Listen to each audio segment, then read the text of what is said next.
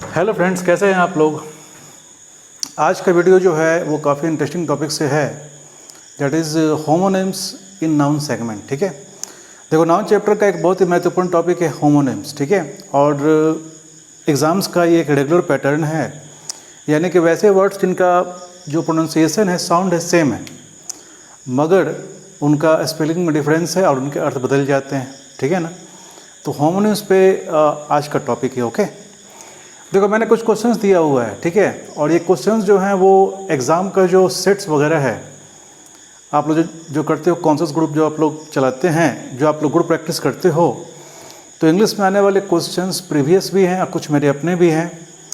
तो उन questions full length जो क्वेश्चन होता है ABCDE या नो एरर, उसके बीच का जो एक्सट्रैक्ट है, यानी कि जहाँ पे प्रॉब्लम फंसता है, उस एरिया को मैंने शॉर्ट में निकाल के उसको और उस पर ग्रिप बनवाने का मेरा प्लान है। ठीक है ना, तो आप देखें, सवाल देखें। देखो टॉपिक है डाउन एरर्स होमोनिम्स। देखो पहला क्वेश्चन आपका है, the objectivity of the program is to help the poor. The objectivity of the program is to help the poor. अब मुझे बताइए आप कि इस सेंटेंस में आपको एरर आपको कहाँ दिखाई दे रहा है। फिर से पढ़ें आप, the objectivity of the program is to help the poor. इसमें कोई आपको फॉल्ट नज़र आ रहा है? इसमें कोई ग्रामेटिकल जो एरर है वो आपको दिखाई पड़ रहा है? देखो मैंने आपको हिंट दे दिया है होमोनिम्स का। ठीक है ना, तो स्पेशली आप नाउन्स पे ध्यान दो। तो यहाँ पे अगर आपके सामने हम एक ऑप्शन रख दें कि the object of the program, अब बताओ दोनों में कौन सही होगा? The objectivity of the program is to help the poor या the object of the program is to help the poor. बताओ दोनों में क्या सही होगा?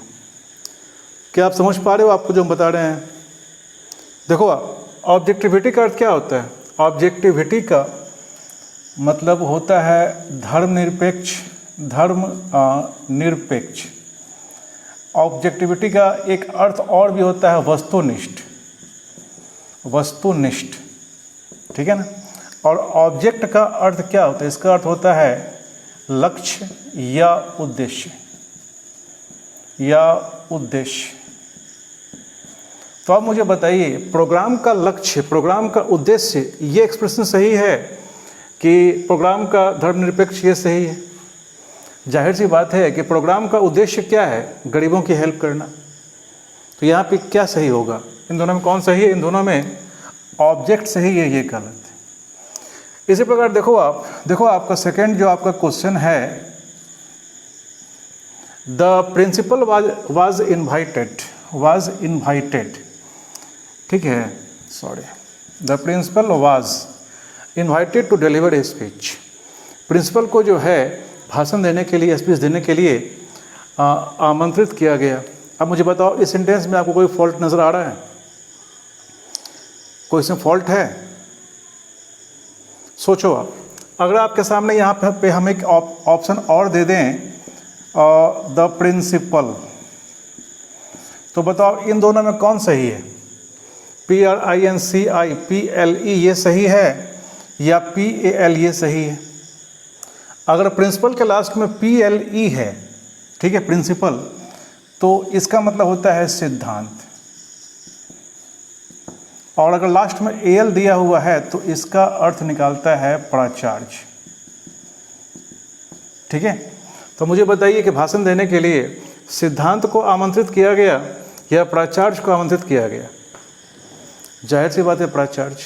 ठीक है, तो इन दोनों में कौन सा आंसर होगा? इसका आंसर होगा PAL, ये गलत हो जाएगा।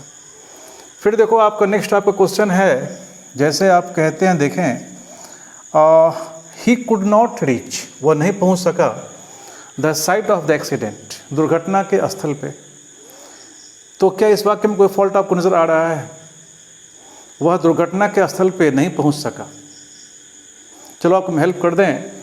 देखो साइट का स्पेलिंग ये भी होता है और साइट का स्पेलिंग ये भी होता है। आप देख रहे हैं तीनों का उच्चारण सेम है। अब बताओ इस तीनों में कौन सा सही होगा? एक बात देखो, जान लो आप, ये साइट का हम लोग यूज़ करते हैं मतलब उदाहरण देने में, उदाहरण देना। जैसे आप कहते हो साइड द प्रेसिडेंट या कहते हो साइड द एग्जाम्पल, उदाहरण देना। ये जो SIGHT है इसका अर्थ होता है दृष्टि, साइट, यानी ये सी का नाउन है। और ये साइट जो SITE इसका अर्थ होता है स्थल। अब बताइए तीनों में कौन सही होगा? दुर्घटना का स्थल, तो यहाँ पे सही, यहाँ पे SITE है, ये गलत है और ये गलत है। ओके, इसी प्रकार देखो आपका जो नेक्स्ट आपका क्वेश्चन है वो है आपका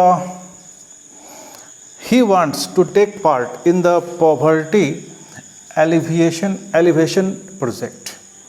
इसमें कोई फॉल्ट आपको नजर आ रहा है? बताओ। यहाँ भी फॉल्ट होमोनिम्स का है। आप मुझे बताइए कि वो भाग लेना चाहता है पॉवर्टी एलिवेशन प्रोजेक्ट। सेंस क्या निकल रहा है कि वो गरीबी के रोकथाम या गरीबी को हटाने के प्रोजेक्ट में वो भाग ले रहा है। तो मुझे बताओ, एक वर्ड है आपका एलिवेशन और एक वर्ड है आपका एलिविएशन। एलिविएशन, अब सोच कर बोलो आप, इन दोनों में कौन सही है? क्या आप कह सकते हो दोनों में कौन सही है? देखो पहले बताओ, एलिवेशन का मतलब क्या होता है? आपने सुना होगा एलिवेटर। एलिवेटर हम लोग कहते हैं लिफ्ट को। एलिवेट का मतलब क्या होता है? असेंड करना, ऊपर उठना। एलिवेशन का अर्थ क्या होता है? ऊपर उठना। और एलिविएशन का मतलब क्या होता है? एलिविएशन का अर्थ होता है मिटाओ, या आप कह सकते हो इसका अर्थ होता है समाप्ति। तो गरीबी उन्मूलन, या इसको हम यहाँ पे डाल दे रहे हैं, ठीक है ना। एलिविएशन का अर्थ क्या हो गया? मतलब समाप्ति या ख़त्म करना। और एलिवेशन का मतलब जानते ही हैं आप, ऊपर उठना। तो बताइए, गरीबी को ख़त्म करने का जो प्रोजेक्ट है, गरीबी को समाप्त करने का जो प्रोजेक्ट है, उसमें वो भाग लेना चाहता है। तो यहाँ पे दोनों में कौन आंसर होगा? बताओ, इन दोनों में आंसर होगा एलिविएशन, ये नहीं होगा। इसी प्रकार देखो आपका जो नेक्स्ट क्वेश्चन है, Ravi became a sculpture a few years ago. इस वाक्य में कोई फॉल्ट आपको आ रहा है? कुछ साल पहले रवि जो है, अच्छा यहाँ पे आपको ऑप्शन दे रहे हैं स्कल्पटर। अब बताओ इन दोनों में कौन सही है? बताया जाए। देखिए सिंपल सी बात है, स्कल्पचर हम लोग कहते हैं मूर्ति कला को। मूर्ति कला को कहा जाता है स्कल्पचर, ठीक है ना। और मूर्तिकार को कहा जाता है स्कल्पटर। अब बताइए कि कोई आदमी जो है मूर्तिकला बनेगा कि मूर्तिकार बनेगा? नेचुरली वह मूर्तिकार बनेगा, मतलब स्कल्पटर पोस्ट होता है और स्कल्पटर क्या है? सब्जेक्ट। तो यहाँ पे आंसर क्या हो जाएगा? यहाँ आंसर हो जाएगा स्कल्पचर। ये गलत हो जाएगा, ठीक है।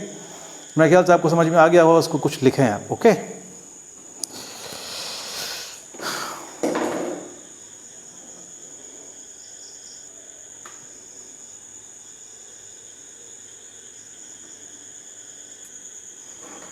देखें आप ध्यान से। अब आपको नेक्स्ट जो क्वेश्चन का सीरीज देखें आप।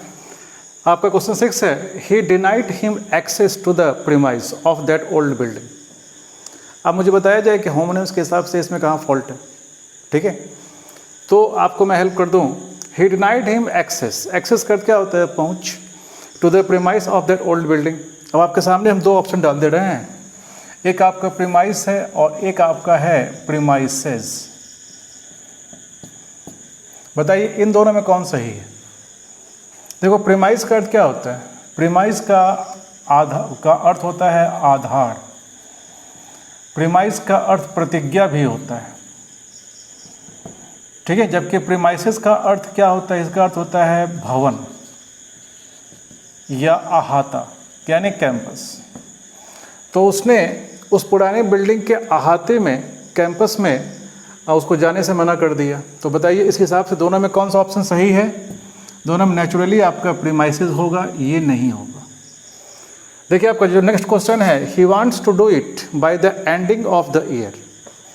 कहना ये चाहता है कि मतलब साल ख़त्म होने तक जो है वो इसे समाप्त करना चाहता है। तो मुझे बताइए इसमें कहाँ फॉल्ट आपको नज़र आ रहा है? He wants to do it by the ending of the year, इसमें गलती कहाँ है? अगर मैं यहाँ पे आपको ऑप्शन दूँ by the end of the year, तो बाय द एंडिंग होगा या बाय द एंड होगा? नेचुरली बाय द एंड होता है। देखो बाय द एंड एक्सप्रेशन होता है, बाय द एंडिंग एक्सप्रेशन नहीं होता है। फिर देखो आपका नेक्स्ट है the bank manager did it with only 2 personnel. Bank manager ने सिर्फ 2 लोगों की मदद से यह काम किया। मान लो ये इसका सेंस निकल रहा है। तो the bank manager did it with only 2 personnel, इसमें फॉल्ट कहाँ है? देखो इसमें फॉल्ट ये है, अगर यहाँ पे आपको हम एक ऑप्शन दे दें पीपल, राइट। अच्छा ये बताओ पर्सनल का और पीपल दोनों का अर्थ क्या होता है?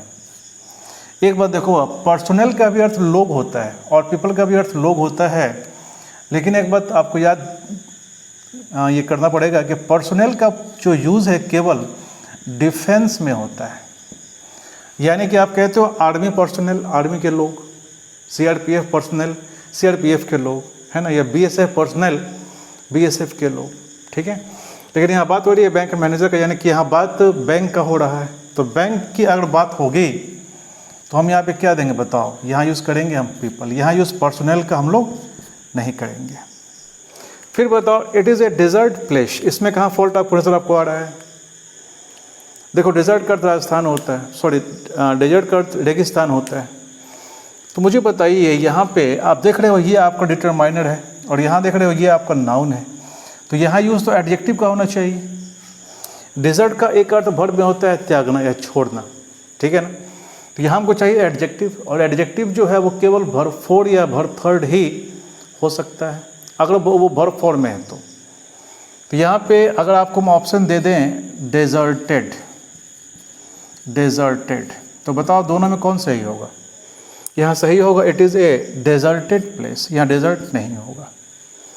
इसी प्रकार देखो आप कहते हो माई कजन सिस्टर इन्वाइटेड मी, इसका हिंदी आप निकाल सकते हो कि मेरी चचेरी या मौसेरी बहन ने मुझे आमंत्रित किया। बताओ इस सेंटेंस में कहाँ फॉल्ट है? देखो इसमें फॉल्ट आपका यहाँ पे है, अगर यहाँ पे हम आपको ऑप्शन दे दें कज़न, केवल कज़न।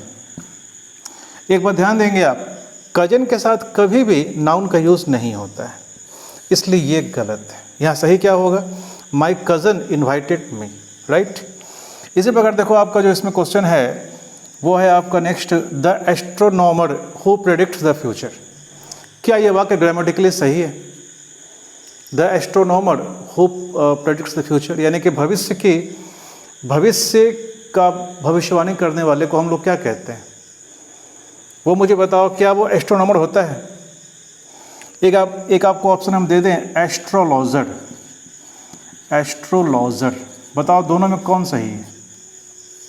देखें आप, खगोल स्पेस साइंस के जो रिसर्चर हैं उनको हम लोग कहते हैं एस्ट्रोनॉमर, स्पेस साइंस यानी खगोल शास्त्र, और ज्योतिषी को हम लोग कहते हैं एस्ट्रोनॉमर। तो यहाँ पे सही होगा आपका एस्ट्रोलॉजर, यहाँ पे ये आपका गलत है। तो मेरे ख्याल से जो एरर पॉइंट है वो आपको समझ में आ रहा होगा। Okay, just a second.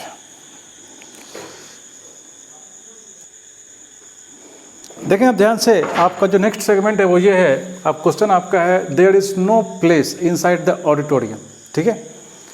यहाँ पे सेंटेंस का अर्थ क्या है? What is auditorium? श्रोता कक्ष को हम लोग कहते हैं ऑडिटोरियम, जहाँ पे गाना वाना चल रहा होता है, लोग बैठे होते हैं सुनने के लिए, ठीक है। तो यहाँ पे इसका सेंस ये है कि श्रोता कक्ष में यानी कि ऑडिटोरियम में जगह नहीं था। इस वाक्य में कोई फॉल्ट आपको नज़र आपको आ रहा है? There is no place. चलो आपके सामने हम एक ऑप्शन डाल दें, अगर यहाँ पे हम एक ऑप्शन आपको दे दें room, there is no room inside the auditorium, तो मुझे बताओ दोनों में कौन सही होगा? एक बात देखो, ध्यान दो आप, अगर कोई प्लेस चारों ओर से पैक हो, अगर कोई कमरा, कोई हॉल या कोई मतलब कुछ भी ऐसा जगह जहाँ पे चारों ओर से बाउंड्री हो, बीच वाली बात हो, तो उसमें अगर जगह होना या नहीं होना उसमें हम यूज़ करते हैं रूम का। जैसे मान लो कहते हो कि रेलवे के कंपार्टमेंट में या डब्बे में जगह नहीं है, तो डब्बा में जगह नहीं है तो डब्बा तो चारों ओर से क्लोज्ड है, तो वहाँ पे क्या दोगे? वहाँ दोगे आप there is no room in the compartment. वहाँ अगर बोलेंगे आपके देयर इज़ नो प्लेस तो गलत हो जाएगा, वहाँ पे स्पेस भी आप यूज़ नहीं कर सकते हो, ठीक है। तो यहाँ पे आपका सही हो जाएगा रूम, यहाँ पे ये गलत है। इसी प्रकार देखो आपका नेक्स्ट क्वेश्चन है the government decided to stop all sales of diamonds. आप मुझे बताइए इसमें कहाँ फॉल्ट आपको नज़र आ रहा है? अर्थ, इसका अर्थ क्या निकला कि सरकार ने डायमंड्स के सारे सेल्स को बेचने का निर्णय लिया। The government decided. तो यहाँ आपको फॉल्ट नज़र कहाँ आ रहा है बताओ? यहाँ फॉल्ट होमोनिम का है। यहाँ फॉल्ट क्या है? चलो आपके सामने ऑप्शन हम दे दें। अगर हम डाल दें SALES तो बताओ दोनों में कौन सही है? नेचुरली देखो ये सेल तो आपका वर्ब है तो ये पूरा गलत है, यहाँ पे हो जाएगा। SALE क्या होता है? नाउन होता है, और SELL क्या होता है? वो वर्ब होता है, ठीक है। फिर देखो आपका नेक्स्ट क्वेश्चन है the corps had been dead for 5 days। Had been dead for 5 days। इसका अर्थ यहाँ पे ये निकला कि लाश जो है वो 5 दिनों से मरा हुआ था। अब मुझे बताओ कॉर्प्स का अर्थ क्या होता है? कॉर्प्स का मतलब होता है ह्यूमन बीइंग का डेड बॉडी। तो ये मुझे बताओ जिंदा आदमी मरता है कि लाश मरता है? जाहिर सी बात है भाई, जिंदा आदमी मरता है, लाश कैसे मरेगा? वो तो पहले ही मरा हुआ है। तो यहाँ पे आपका कॉर्प्स गलत है, यहाँ पे होना चाहिए person. The person had been dead for 5 days। इसी प्रकार देखो आपका क्वेश्चन नेक्स्ट है कि she wants to improve her reason skill. इसे फॉल्ट बताओ। अच्छा ये बताओ आप क्या पढ़ते हो? Math, reasoning, English. आप रीजनिंग पढ़ते हो कि रीजन पढ़ते हो? स्किल का क्या होता है? क्षमता होता है। तो क्षमता, रीजनिंग क्या है? एक सब्जेक्ट है। तो हर रीजनिंग स्किल, यहाँ पे फॉल्ट ये है, यहाँ पे आपका हो जाएगा रीजनिंग स्किल, राइट। इसी प्रकार देखो आपका क्वेश्चन नेक्स्ट है she did it with the advancement of winter. इस वाक्य का मतलब सेंस ये निकल रहा है कि जाड़े का मौसम जैसे शुरुआत हुआ। एडवांसमेंट का मतलब क्या होता है? बढ़त, जैसे आगे बढ़ा। तो क्या ये यहाँ पर एडवांसमेंट सही है? अच्छा बताओ कि मौसम के आरंभ को हम इंग्लिश में क्या कहते हैं? जैसे कहते हो ना कि गर्मी का आरंभ या जाड़े का आरंभ, उसका होता है इंग्लिश ऑनसेट, ONSET। यहाँ पे एडवांसमेंट की जगह पे अगर एक ऑप्शन रहे ऑनसेट, तो इन दोनों में ऑनसेट सही होगा, ये गलत होगा। इसी प्रकार देखो आप कहते हो students want to build their career. इसमें कहाँ फॉल्ट? सोचो आप, एक बात सुनो आप, ये जो कैरियर है ये मतलब जैसे आप कहते हो ना वर्ब कैरी का ढोना होता है, तो ढोने वाला जो वस्तु होता है उसको हम कहते हैं कैरियर। जैसे कहते हो आप साइकिल का कैरियर, पीछे वाला पार्ट। तो विद्यार्थी जो हैं वो अपना भविष्य बनाना चाहते हैं, सेंस यहाँ पे ये है। तो अगर आपके सामने यहाँ पे ऑप्शन हो जाए CAREER, आप ही बताओ दोनों में कौन सही होगा? दोनों में ये आपका सही होगा। फिर बताओ this is a severe affect we should avert it. Avert का मतलब क्या होता है? टालना या दूर करना। तो यहाँ पे इसका सेंस ये निकल रहा है कि यह एक गंभीर असर है, हम लोगों को इसे टालना चाहिए। अच्छा मुझे बताओ इसमें कोई फॉल्ट आपको नजर आ रहा है? This is a severe affect. Affect जो है, अगर आपके सामने यहाँ पे हम ऑप्शन दे दें इफेक्ट, EFFECT इफेक्ट, तो इफेक्ट में और अफेक्ट में बताओ दोनों में कौन सही है? आप जान लो कि अफेक्ट आपका वर्ब है और इफेक्ट यानी EFFECT ये आपका नाउन है, तो ये होगा। अच्छा फिर देखो सवाल आपका नेक्स्ट है I can't do it against the tide of public opinion. इसमें कोई अर्थ, इसमें क्या, कहाँ फॉल्ट है बताओ आप? आई कांट डू इट, मैं इसे नहीं कर सकता जन भावना के खिलाफ, जन भावना के लहर के खिलाफ। तो यहाँ पे सेंस क्या निकल रहा है? जन भावना का जो वेग है उसके खिलाफ। तो यहाँ पे फॉल्ट आपका जानते हो कहाँ पे? यहाँ फॉल्ट ये वर्ड है।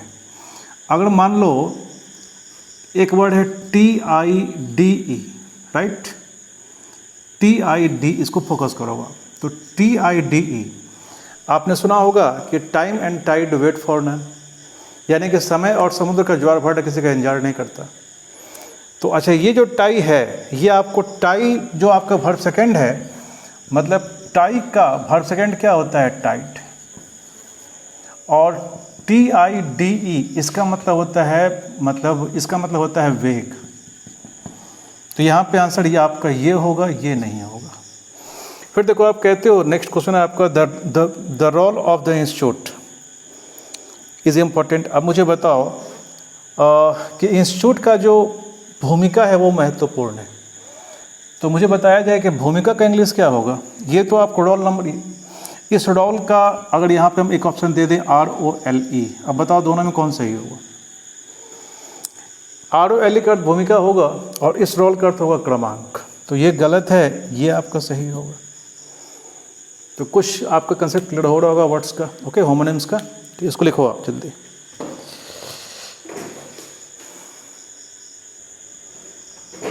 देखिए आप ध्यान से, आपका क्वेश्चन नेक्स्ट है, she wants to put her sign on the document. इसका सेंस आप ये निकल रहा है कि वो अपना हस्ताक्षर डॉक्यूमेंट पे करना चाह रही है, ठीक है। बताओ इसमें कहाँ फॉल्ट आपको नज़र आ रहा है? She wants to put her sign on the document. आप ये बताइए साइन कौन सा वर्ड है?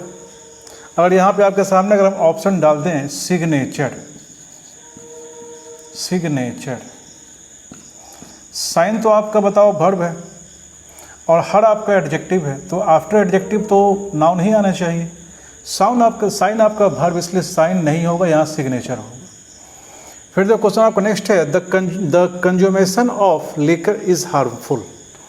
इस सेंटेंस का सेंस ये निकल रहा है कि शराब का जो उपभोग है, यानी शराब पीना, वो हानिकारक है। तो बताओ उपभोग का इंग्लिश क्या होगा? अगर यहाँ के सामने अगर हम ऑप्शन डाल दें कंजम्पशन, अब बताओ दोनों में कौन सही है? ठीक है ना, कंज्यूमेशन का मतलब होता है संपूर्ण, इसका मतलब होता है उपभोग। जाहिर सी बात है ये गलत है, यानी शराब का उपभोग, यहाँ पे आपका आंसर होगा कंजम्पशन। फिर देखो आपका नेक्स्ट क्वेश्चन है, थ्रू एक्सरसाइजेज, यानी कि व्यायाम के कारण ही हैज़ मेंटेन्ड, उसने मेंटेन किया है ए साउंड फिजिक। बताओ इसमें कहाँ फॉल्ट है? देखो फिजिक या फिजिक्स आपका ये तो सब्जेक्ट है, फिजिक्स का दवा भी होता है। लगातार अभ्यास से या व्यायाम से या जिम जाके कोई अपने बॉडी को बनाएगा, कोई अपने शरीर जो है वो मजबूत बनाएगा। तो शारीरिक ढांचा का जानते हो इंग्लिश क्या होता है? इसका इंग्लिश होता है फिजिक, PHYSIQUE, राइट। ये गलत है, ये सही होगा। फिर देखो क्वेश्चन है, preventive measures should be taken. इसका मतलब क्या हो गया कि रोकथाम के उपाय किए जाने चाहिए। बताओ इसमें कहाँ फॉल्ट आपको नज़र आ रहा है? देखो ये जो आपका मेजर देख रहे हो, एक होता है माइनर, एक होता है मेजर, ये होता है प्रधान या प्रमुख। तो यहाँ पे उपाय का इंग्लिश क्या होगा? उपाय का यहाँ पे इंग्लिश होगा मेजर्स, MEASURES, ठीक है। मेजर्स का उपाय भी होता है, इसलिए ये गलत है, मेजर्स यहाँ ये सही होना चाहिए। फिर देखो क्वेश्चन आपका नेक्स्ट है, the main determination of economic success. इसका अर्थ क्या निकल रहा है? इसका अर्थ तो संकल्प होता है। तो फिर आप कहना क्या चाहते हो कि आर्थिक सफलता का मुख्य संकल्प, क्या ये वाक्य आपको ये मतलब अजीब लग रहा होगा? आर्थिक सफलता का मुख्य आधार या मुख्य तत्व ये होना चाहिए। तो यहाँ पे इसके जगह पे जानते हो यहाँ पे होना चाहिए डिटर्मिनांट। इसका मतलब होता है मुख्य तत्व, इसलिए ये आपका गलत है। फिर जो क्वेश्चन आपका नेक्स्ट है, after her retiring she established the institute. यहाँ इस सेंटेंस का अर्थ ये है कि अवकाश प्राप्त करने के बाद, अवकाश लेने के बाद उसने इंस्टीट्यूट को एस्टेब्लिश किया, उसने संस्था की स्थापना की।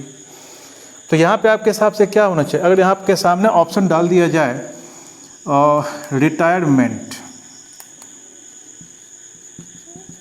रिटायरमेंट, तो यहाँ पे रिटायरमेंट सही होगा। रिटायरिंग यहाँ पे गलत हो जाएगा, ठीक है ना।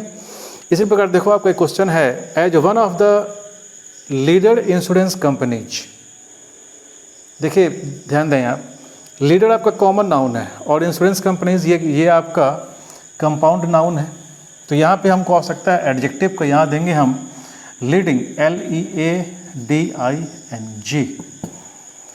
तो ये सारे ऐसे क्वेश्चंस जो हैं एरर्स में आते हैं सेट्स में, और ये होमोनिम से जुड़े हुए आप देख रहे हो कि सारे सिमिलर वर्ड्स हैं, मगर स्पेलिंग में डिफरेंस है तो अर्थ बिल्कुल ही बदल जाता है।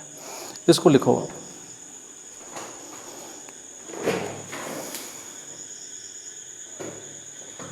इसके बाद देखें आपका जो नेक्स्ट क्वेश्चन है वो है, life on board ship was not as I expected.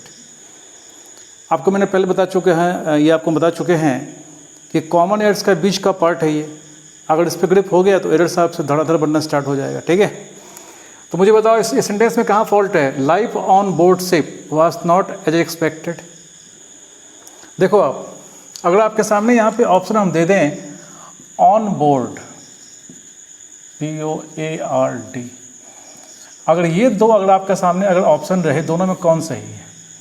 देखो ऑन बोर्ड का मतलब होता है जहाज पे सवार, ठीक है। जैसे कहते हो वे लोग इसमें जहाज पे हैं, उसका इंग्लिश क्या होगा, उसका इंग्लिश होगा they are on board right now. On board के बाद में नाउन का यूज़ आप नहीं कर सकते, ठीक है। तो ये आपका गलत है। इसी प्रकार देखो आप कहते हो, नेक्स्ट है आपका, I met Ravi today morning. इस वाक्य का देखो सेंस ये निकल रहा है कि मैं रवि से आज सुबह मिला। बताओ इसमें कहाँ फॉल्ट है। देखें आप ध्यान दें, टुडे के बाद कभी भी कोई नाउन नहीं आता है। आपको बोलना है आज सुबह, तो उसका इंग्लिश होगा दिस मॉर्निंग। आज दोपहर इंग्लिश क्या बोलोगे आप, दिस आफ्टरनून। ये आज शाम इंग्लिश क्या बोलोगे आप, दिस इवनिंग, ठीक है। तो यहाँ पे जो है आपका टुडे की जगह पे यहाँ पे यूज़ होगा दिस का, यानी कि I met Ravi this morning, तो वाक्य आपका सही होगा। इसी प्रकार देखो आप कहते हो he met with an accident. देखो एक फ्रेज होता है मीट विथ एन एक्सीडेंट, इसका मतलब क्या होता है, इसका मतलब होता है दुर्घटना होना। जैसे कहते हो कि रवि का कल दुर्घटना हुआ, इंग्लिश क्या होगा, Ravi met with an accident yesterday. और उस मेट का स्पेलिंग क्या होगा, अरे मीट का वर्ब सेकंड है वो, MEET का वर्ब सेकंड है। तो बताओ MEET का वर्ब सेकंड क्या होगा, MET। तो यहाँ पे ये फॉल्ट है, यहाँ पे आपका हो जाएगा he met with an accident with a fatal accident yesterday, ठीक है। फिर देखो क्वेश्चन आपका नेक्स्ट है, saints have disregard for wealth. यहाँ देखो यहाँ पे ये इसका सेंस ये निकल रहा है कि जो संत और ऋषि महात्मा होते हैं उनको धन में या धन दौलत में उनको रुचि नहीं होती। तो बताओ इसमें कहाँ फॉल्ट है। इसमें फॉल्ट है यहाँ पे ये, अगर आपके सामने एक ऑप्शन दे दिया जाए सेंट्स, SAINTS, ये SCENT जो है दिख रहे हो, इसका अर्थ खुशबू होता है सेंट, इसलिए ये सही है। फिर देखो आप कहते हो I want to quote some of the experts from a magazine. अच्छा ये बताओ सेंटेंस में इस वाक्य में कहाँ फॉल्ट आपको नजर आ रहा है। आई वांट टू कोट का अर्थ क्या हो गया, मैं उदाहरण देना चाह रहा हूँ या मैं उद्धृत करना चाह रहा हूँ, कोट करना चाह रहा हूँ। Some of the experts from a magazine, magazine का कोई पार्ट या अखबार या मैगजीन का कोई पैसेज, कोई पार्ट, उसको हम इंग्लिश में क्या बोलते हैं। अरे एक्सपर्ट तो हो गया एक्सपर्ट तो हो गया कुशल। यहाँ पे ये फॉल्ट है, यहाँ पे होना चाहिए मैगजीन या पेपर वगैरह का एक्सर्प्ट होगा, EXCERPT, तब ये सही होगा। फिर देखो आपका नेक्स्ट है, we want to acquire peace and tranquillity. बताओ इसमें कहाँ फॉल्ट है नाउन का। वी वांट टू एक्वायर का अर्थ क्या हो गया, हम लोग पाना चाहते हैं। पीस एंड ट्रैंक्विलिटी मतलब पूर्ण शांति। यहाँ पे आपको फॉल्ट है ये पीस, यहाँ पे स्पेलिंग होगा PEACE, ये गलत है आपका, ठीक है। फिर देखो आपका नेक्स्ट है, the suspicion was paralysed due to the torture. इसका अर्थ ये निकला यातना के कारण, यातना या टॉर्चर के कारण जो है संदिग्ध जो है वो पैरालाइज्ड हो गया, यानी कि वो जो है उसको वो लकवा उसको मार दिया, वो विकलांग हो गया। तो बताओ विकलांग आदमी ना होगा भाई। सस्पिशन का अर्थ क्या होता है, सस्पिशन आपको हो गया संदेह। तो यहाँ पे फॉल्ट यहाँ पे होना चाहिए सस्पेक्ट। सस्पेक्ट आपका कॉमन नाउन, ये आपका एब्स्ट्रैक्ट नाउन है, ठीक है ना। फिर देखो आप कहते हो the कैशर at the counter was busy, यहाँ भी मतलब ये उठ रहा है सवाल कि काउंटर का जो काउंटर क्लर्क है यानी जो कैशियर है, बैंक कैशियर होता है कि बैंक कैशर होता है, बताओ। जो कैश का डीलिंग करते हैं दैट इज कैशियर, उसका स्पेलिंग क्या होता है? उसका स्पेलिंग होता है CASHIER, राइट। तो मेरे ख्याल से ये वीडियो आपको अच्छा लगा होगा और ये सारा टॉपिक आपको ये होमोनिम्स का है और इसके वर्ड्स पे वीडियो मैं बनाऊंगा नेक्स्ट। काफ़ी इंपॉर्टेंट ये आपका सेगमेंट है। एरर्स में तो गारंटेड है कि होमोनिम से सवाल आता ही आता है, इसलिए अगर आपको ये वीडियो अच्छा लगे तो कमेंट आप अवश्य करें। Okay, all the best.